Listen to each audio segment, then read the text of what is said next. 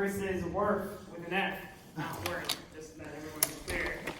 The way this is going to go down is pretty standard. We have our two independent judges, Samar Gowda, president of UVA, and our two acclaimed judges have been properly vetted to be judges today, and they're completely independent of any bias. They also have their own independent rubrics created by Vivek yesterday. And so we are ready to get started. Everyone get your thinking caps on and let's win some hard, cold cash through reimbursements. Alright, Vivek, give your intro. Alright, give your intro. Okay, we're gonna have, I guess, Andy's gonna go first, then Okay, alright. We're gonna have 10 minutes for each person to talk about whatever they want, then judges will ask questions for 5 minutes-ish. And I'll give you like time signals, I guess. So, Yes. yeah. There will be laughing, there will be crying. The questions will be difficult, Alright. but you will persevere. Alright, go team. Yep. Alright, so. Woo! Let's go, attack line. Come on, audience. Yeah. Vivek will record. And 5 minute Q&A? Recording. Recording is already recording. So you got my introduction, right? Yeah. Okay, good. Just want to make sure. Alright, man, take it away. I'll take notes. I'll just yell out when there's like 2 minutes left.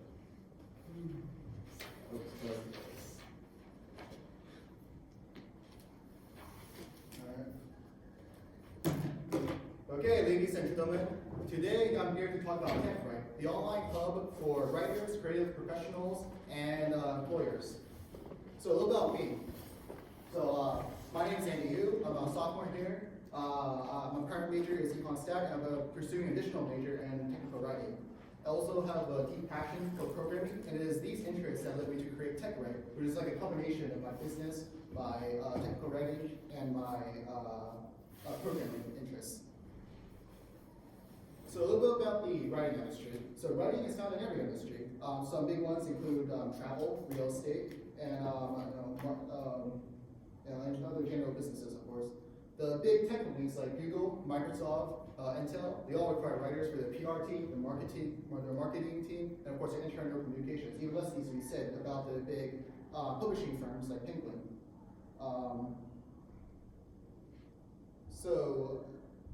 So employers are looking for writers, and writers are looking for employers, whether that be one-time contracts or more long-term employment. But there is a problem in this relationship. So when you think of freelancing, one name pops up, Fiverr, which is basically an online platform where employers can post these contracts, and then freelancers can offer their services to complete them. But there's been numerous stories about clients abusing this rating system, where basically clients will pull up a job contract and the person on the other end will complete it, but then the client will ask for more work to be done that's not included in the contract, in the original contract. Basically, they threaten people based on using the rating system. So I'm not sure about the exact statistics on this, but many of these stories have gone viral, and this is a very dark stain on Fiverr's reputation. And also, another problem is networking with other writers. So let's say you read a professional journal or a blog, and you really like what this writer wrote. How would you connect with them professionally? On LinkedIn, it would require you to have a premium subscription to even access the connect button.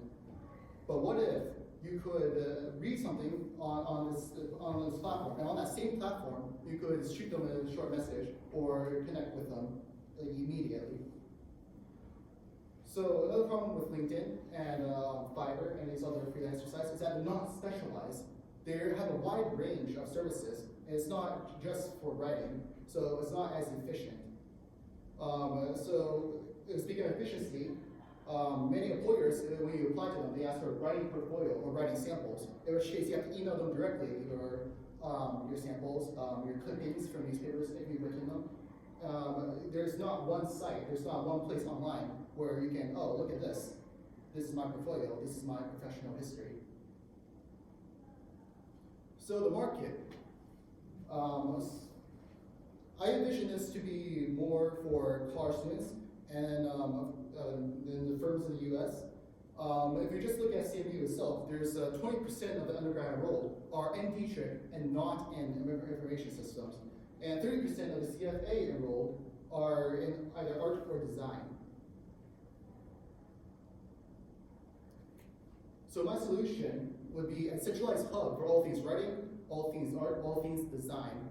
It'll offer freelance, contract jobs, long-term employment, or an internship, so all of it. The profile and work portfolios will be in one place for easy access for employers. You can think of it as LinkedIn and Fiverr combined into one. It's faster, it's more efficient, and it makes networking easier, much, much easier.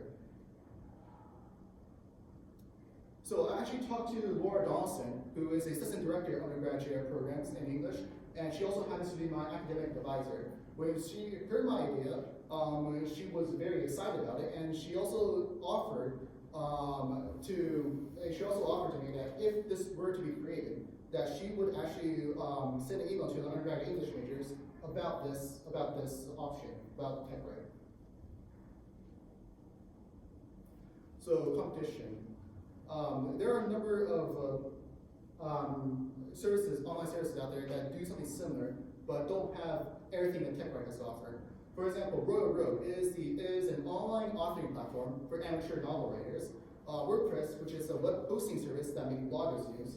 Then there's Indeed, LinkedIn, job posting boards, as you know, and of course Fiverr, that I mentioned before, is a freelancer platform.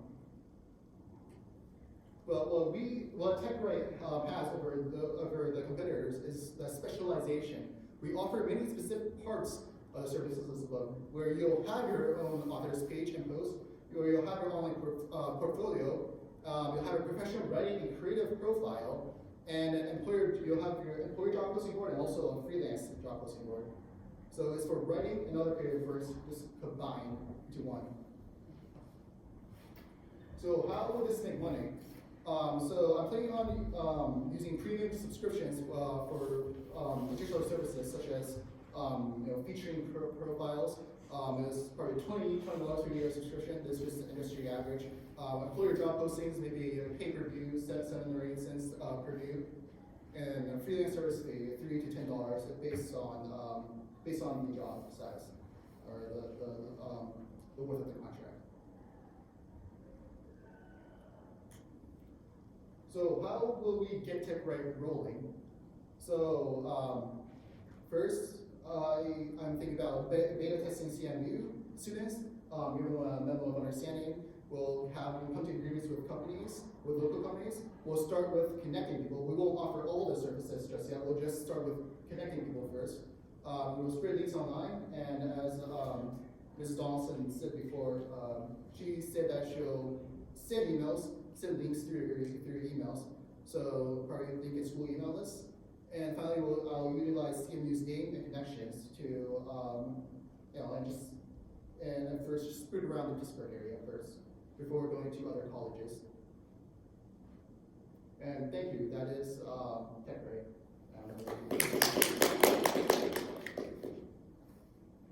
All right, we can begin our Q&A.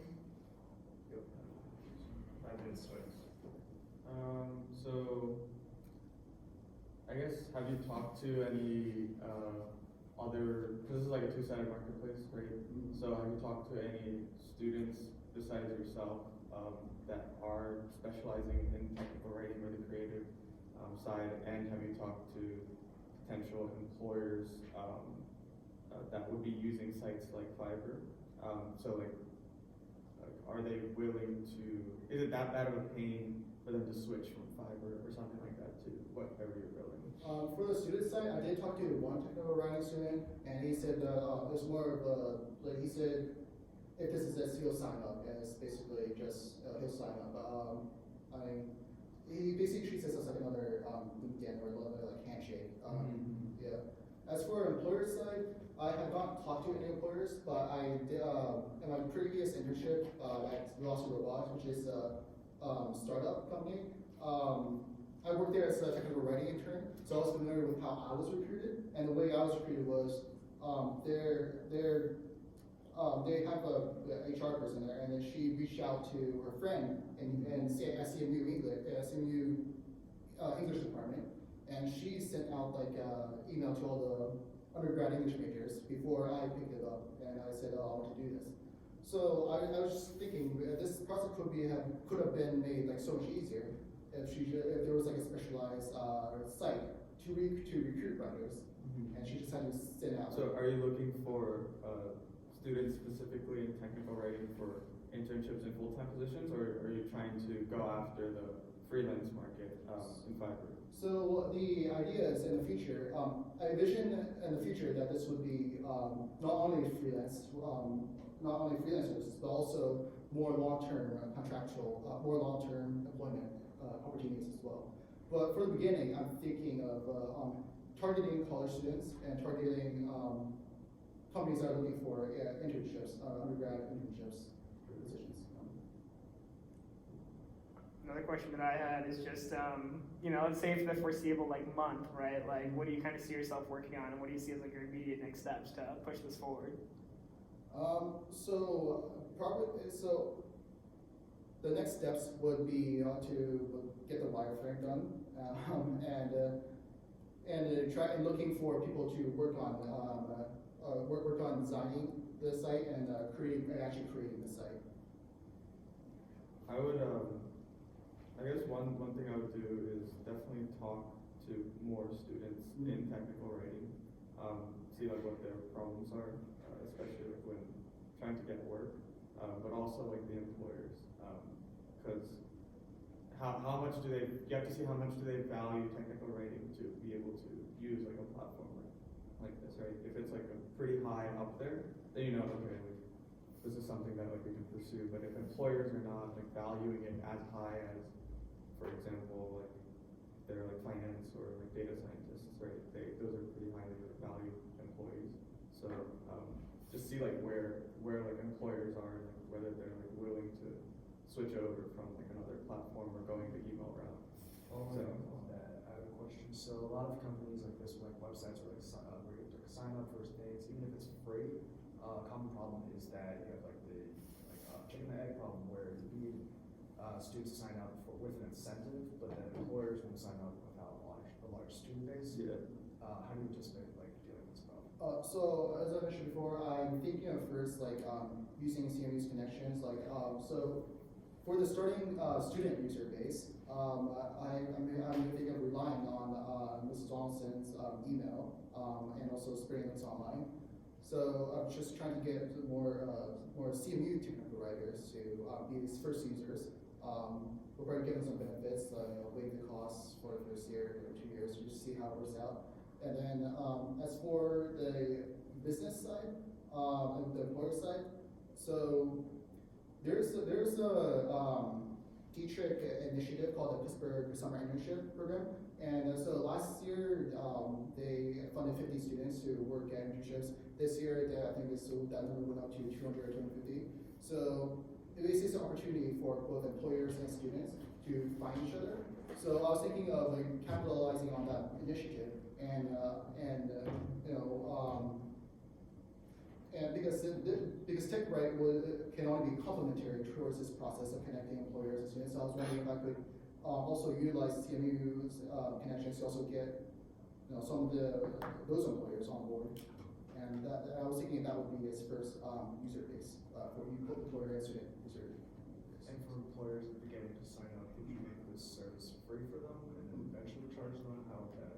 Yeah. So again, it'll probably just be they'll be its first beta testers. It'll be in the beta testing phase, so no charges. It'll just get them on board with the idea. Okay. Alright, well that's all the time we had for questions. So round of applause for Andy.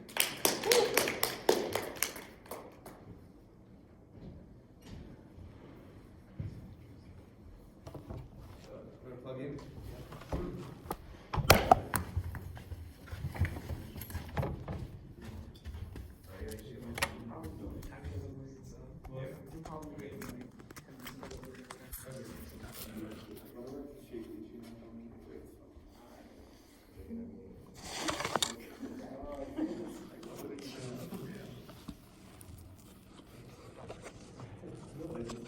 This thing.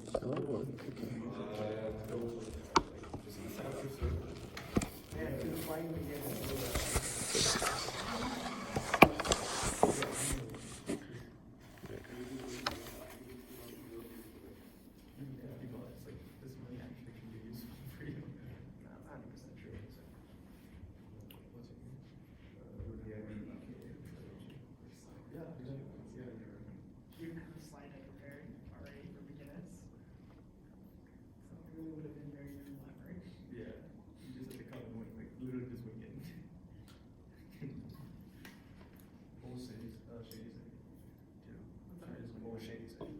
Yeah, it's basically like, you guys are renting the runway. Yeah. Yeah, it's basically just like renting clothes, like a system for Oh, students right, I to heard about that, renting yeah. clothes with each other.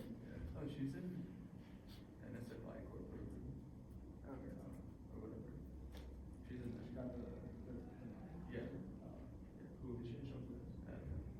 Shady. What? Shady and Yeah, I guess so. I think that was it. I didn't know her, but at the NSFI corporate group, there's I think it's the same exact person. Did you not get it? Oh, there it is. Worth.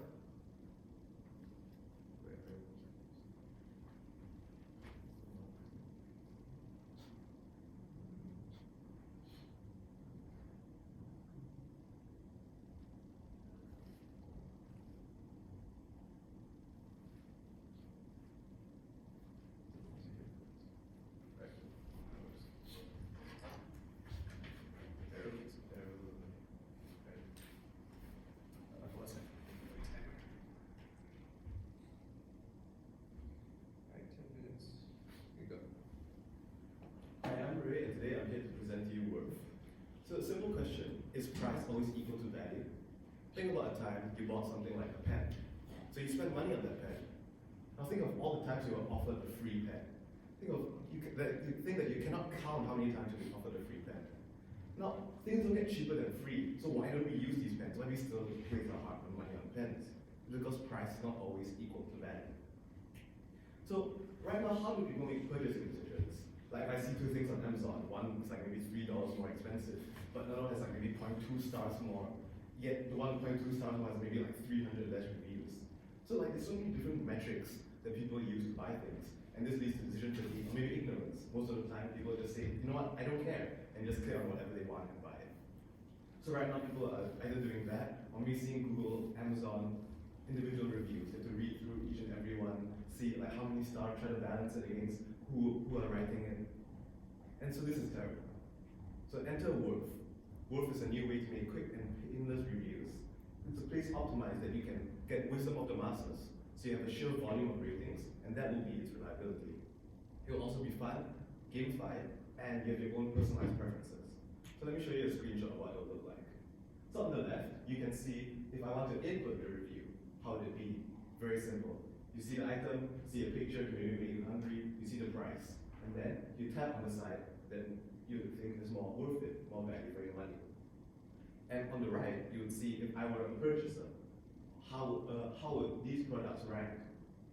So you can see the price, the raw score, which is just an aggregated score based on each of the comparisons made, and your score, which is a personalized score. Because some people, they prefer cheaper products, and like maybe they don't work as well. But some people are willing to pay a little bit more just for a little bit better quality. So this way you get to personalize your score as well. So how does this magic system work? Well, it works off the ELO system. So the ELO system aggregates many comparisons and pitches them against each other to see the overall underlying value of an object. You can add your individualized customer preferences so that I can say maybe I prefer this, like I prefer something a bit more expensive, I prefer healthier options, and that could be reflected in the score. This ELO also aggregates over multiple fields. So for example, if I want to do entertainment, I can compare zoo tickets to movie tickets. So what is the market for a product like this? Well, we aim to enter the data market. Oh, sorry, it's actually 2020. The data market size is $56 billion and has over 30% growth each year. So by 2027, it's projected to be a $103 billion industry. The competitors right now are just Google, Facebook, TripAdvisor, Yelp. And I don't think any of you think these are like, wow, industry-leading review systems that you guys love and will always go to. You just go to them because they're there. So now let's go to the details of how we actually make money. So for right now, we're getting it off the ground. We can put ads, we can have sponsors and individual partnerships. So what are individual partnerships? Individual partnerships would be like with local businesses. I want to see how I just opened a restaurant in Pittsburgh. I want to see how I'm doing against my competition on Craig Street. So I can put my products here and I can compare them and see how people interact with them, maybe against bigger companies like McDonald's, Burger King, because those have publicly available information. And maybe in turn of putting my products there, I could Worth could make a deal with these businesses such that this business would give like coupons comparisons. This way it incentivizes people to keep making comparisons as well. But soon we'll be selling anonymized aggregated data, and this is where like the real money comes in. So every company wants to know how to price their products, how the products are doing, like how they're doing against the market. And this is the type of data that we can provide. We can track their Elo rating over time.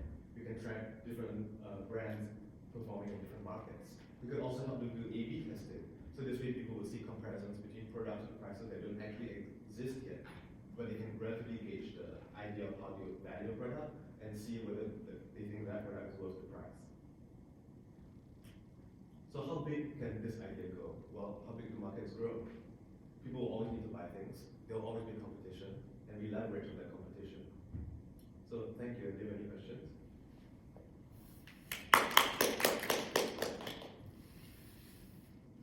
So I guess I have a comment to start with. So it sounds like what you said your app is pretty much very based on comparing for employer, like people who make this food to compare with other people, right? But so would it be compared like globally to other places? So like if I'm like trying to decide how much I should charge for chicken salad, would it be compared to every other place? We generally kind of like split it by market. So for most markets, it will be different. But for certain products, let's say like shoes or like things like they're more like global brands, then those could be compared because the prices are relatively stable throughout like the region. But if not, we'll try to keep it localized to like relevant market. I think I'm just having like a tough time understanding the workflow of this. So like, can you just walk us through like, who is the target user? How are they gonna get introduced to your app? What are they gonna do? And like, who's like the end user? Because like I don't think I fully understand that. Okay, yeah. So we kind of are like a B2C. So for the consumer side, think of it like it works exactly like a review system. Like I'll pay nothing. If I had something, I'll compare it. And if I want to like buy something, then I'll say, okay, what's good other than others? How should I spend my money? And I'll like use the side on the right. So I'll key in like something I want to search. Let's say like food near me, and then I'll see like all the prices and everything. And so that's kind of like how the consumer like interacts with this. Okay. And how the like businesses interact with this is slightly different. So in the beginning stages, I'll go to individual like companies and see whether like they'd be willing to put their products on, what they think, how do they value this data, and then they'll interact more sort of like this. So like we'll have a website, and this website will track like from the back end of the phone app. Sorry, I should have made it clear. So the consumers use the phone app, and that's where like they make the clicks and it gets stored in like the database, and then the database information will be reflected on a website, and the businesses will interact with this website. So we kind of like sell them the service of being able to interact with this website, and like we can like tier the services. So like they want like products specific to their own, they want performance specific to their own products. Then it'll be like certain tier. They want to see how they value against the whole market. It'll be a different tier, and so we charge them by like interaction and the availability of the data. Yeah. So I think also like if you have two images like side by side, is that how you're gonna like do it? Yeah. So how do you know if someone actually has like tried that? Because like I could open the app and like I just see two images. I don't know like what I'm seeing, right? Like let's say you're looking at like two different types of shoes, right? But I've never tried those shoes. I can click a button and affect someone else's decision, but I've never tried those shoes. Yeah, that's true, and that's actually like one of the biggest like problems. So I think like a lot of the things that we're aiming for is like anticipative. So like how would you think you would like these shoes? Okay. And we also plan to like I know this like can be quite messy, so we do plan to have like cleaning service to like statistically analyze the data, what's the deviation of it, as well as like each user like are they fishy, do they just like spam lots of decisions? Yeah, because like because the challenge is going to be like convincing businesses to adopt this. Because let's say they're selling something on Amazon, Amazon will verify that you actually bought this, right? Like Amazon still has its own problems with like reviews, but for the most part, it'll verify that you actually bought this. So like I think like you should try to figure out like how are you going to sell this to businesses to use this in a meaningful way to get customers. Yeah, I think to me the business proposition is actually pretty clear. Like if you can get this kind of information on like these ratings distributed over a long series of products, but I think it's actually a big question of marketing, right? Like you really have to get a lot of buy-in. And actually, I'm also kind of confused because the example you had was of like a food nearby, right? Whereas I think the main kind of value for this would really mean something that's e-commerce, right? Where you're just surfing the web, and instead of going to Amazon, you go here and you see Yeah. everything from Amazon, Google, Facebook. Because like if you want something that's like as you're walking down the street, you can see his recommendation. Like you're gonna need, like hundreds of people to buy into that before you even see enough options on it, right? So I guess my two questions are: do you see this as something that's more for like I'm buying shoes online, or do you really see it as I'm walking down the street and every single company or eating place has my app? And the second question is like, how are you going to market this, and like what's your plan to get the wide adoption you're really going to need to kickstart like the whole thing? Yeah, actually, so answering like I think e-commerce will be like a better way to grow because of like the sheer volume and like, it just deals with a lot more. But we're also thinking of a different way, which is like this is where like we could just give information. So for example, something I was thinking of was like CME housing. Like CME housing, because CME housing, people know that you live here, you know that like you would still be making decisions, and yet like CMU is interested in knowing like how do you think their housing homes are doing, what makes students like housing and live on campus versus off campus. So those are kind of like the two targets. I guess the food online doesn't really make much sense, but because when we actually like wrote the product and we used like Burger King, McDonald's, those kind of big corporations, so that kind of like has the huge market feel of e-commerce. Maybe it'd be more for like, I'm trying to buy something online and there's a million sites and I don't know if these reviews are like trusted or not because it's on like Nike's website that says that Nike's great, and like, so you see that as more of a use case than like, hey, I'm walking down the street, my phone has my location, let me see what stores around me are doing well around. Okay. Because like the application. That's right, for, the value. yeah, that's right. Because like the application for large like businesses, I don't know if it's there yet. Because like a Nike shoe has reviews in tons and tons of places, right? So like if you really want like a Nike shoe, you're gonna do your research and like find like watch. Yeah, this could be something where you put Nike shoe and it says, hey, did you know that you can get this other kind of shoe that's very similar but for a much smaller price Exactly. from Like this small new startup. independent vendors that could never really reach their audience well? Like that can be like a big market too. And like another thing is that I just thought of is you could sort of turn this into like a social media kind of thing where you can ask your friends like, hey, like what should I do or stuff like that, or like I need this, like what's your recommendation? Independent review source that's Exactly. not by So, like, Nike. here I'm looking at these 4 different shoes. What should I buy? And then like all your friends or something. If you can find like a way to Where you can like integrate this add your friends, like Exactly. have friend requests. Yeah, integrate it with like Instagram or something where like your friends can sort of say like out of these 4 shoes, like get this one, and then I don't know. Yeah, an idea. That's an idea. I know that time's up. I think because Yeah. we only have 2 teams, you can take a little more time. Like, what do you think you would do to market it? Just want to quickly address that too. So I was thinking, my first step of marketing would be like the consumer side. So I was thinking of like the Facebook ads. So it'll kind of be like focusing on like the decision making process. That's what like I was like envisioning it to be. So like are you tired of like not being able to decide between 2 products? That's what I was saying. And then like that would first actually seem to like gain information and traction as to what kind of like products do people like make the most decisions on and everything to like an online platform. What like current platforms do they not trust, and so how could that how could my product leverage that? Got it. So really start with the customer research and understand like what's the best place to get started. Yeah, because I was thinking that like for the business facing side, I would have to like meet these companies personally. Cool. You want to give the judges 10 minutes to deliberate, Yeah. and then So, judges, if you want to step outside, talk to them. discuss like men in an equitable way. And we can have our award ceremony. Yeah.